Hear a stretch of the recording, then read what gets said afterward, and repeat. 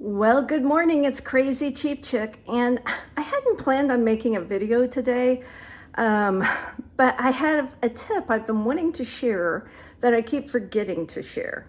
I had to run into Dillon's today because I had forgotten to buy one item when I went to the grocery store last week. Well, as long as I was there, I did check to see if they had any clearance items, and of course they had some clearance items.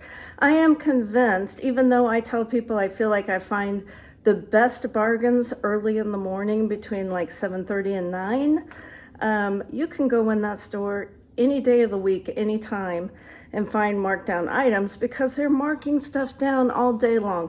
It's a store with 50,000 items. Things are constantly have to be rotated and are going out of date. And I have had store employees tell me that they have people come in like 2 and 3 times a day.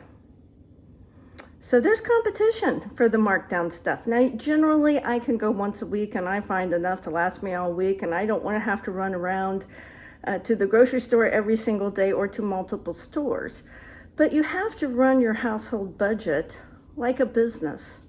And that means you can't come up with a strategy and just stick with it forever because the economy is always changing and you've got to roll with the economy.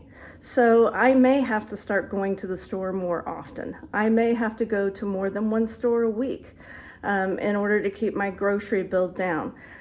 It's just the facts. It's just how the economy is right now. And I don't expect it to improve anytime soon, do you? But here's the tip I've really been wanting to share. Of course, I live out in the country, so I have to drive into town. Takes me about 10 minutes to get to the store. So the store that I'm closest to, though, is on kind of the wrong side of the tracks, let's say. That's what they used to say when I was a kid. And so it's the economically challenged side of town. If I wanted to go to the other side of town, it would take me about 20 minutes to get to the fancier grocery stores. I hardly ever find anything at those grocery stores marked down. And this is why I think this is true. At the wrong side of the track store, what I find marked down is a lot of the high-end stuff, because poor people aren't buying the high-end stuff. They're not paying $20 for a ready-made lasagna or $10 for a ready-made pizza or steak. And so I find a lot of high-end stuff marked down in the low-end stores because people on a tight budget can't afford those foods.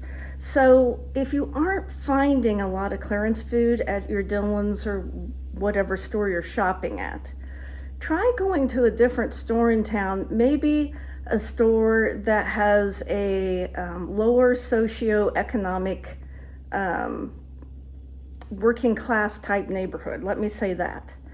Nothing wrong with that. I mean, the stores sell the exact same things.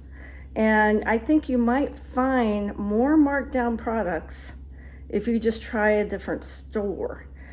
Because I've had people say, hey, I go to Dillon's, I go to, Food for Less, Bakers, whatever they call their store in your area, and I don't find this stuff. I think it may be that you're not going to a store in the right area, if that makes sense to you. Try it and let me know. I'm really curious to find out. Now, I'm going to show you what I found today, just a few items, but every little bit helps, doesn't it? I spent $14.49 at Dillon's this morning, and I had not planned on going to the grocery store today. But for the dinner I'm making tonight, which is my famous Greek plate, which I'm sure Greek people would be like, this is not how we eat. I needed some tzatziki sauce, but it was $4.99 and this was $3.99. So I decided that this would suffice. And since I was in the store, I did go ahead and look and see if they had any bargains, and they had a few things. So they had this popcorn chicken for $1.32. They had this campfire s'mores creamer for $2.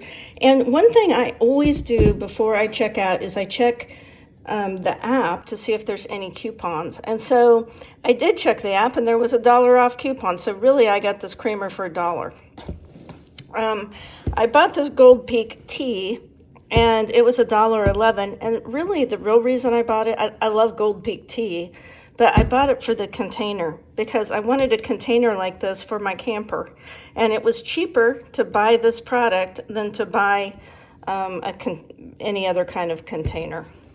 Then they had all this yogurt, and it's got to be used by the 17th, but today's the 8th, so that shouldn't be a problem, for 15 cents. So probably they're just not going to carry this flavor anymore, this blended peach. I don't really eat a lot of yogurt, but it's okay. Found this Salisbury steak for $4.19. This will make a whole meal because this is something we ate a lot when I was growing up. It was one of the cheaper cuts of meat. And I slice up potatoes and add in onions and green pepper and a can of tomatoes, and it makes a good meal, a pretty inexpensive meal. My mom, who was a single mom raising 2 kids, you know, she had lots of strategies to save money on groceries, and cube steak was one of them because it was not as expensive as real steak. And then they did have 2 redneck bags, which they're 99 cents, of avocados, and these feel pretty good. And since I love avocado toast, last week I paid 99 cents each for avocados. So getting 8 for $2 was a pretty good deal. And I will put that on my Greek plate tonight. I find it really interesting that we've got napkin prices back down. I paid $2.50 at the pallet store for 260 napkins, and now these are back down to $2.19.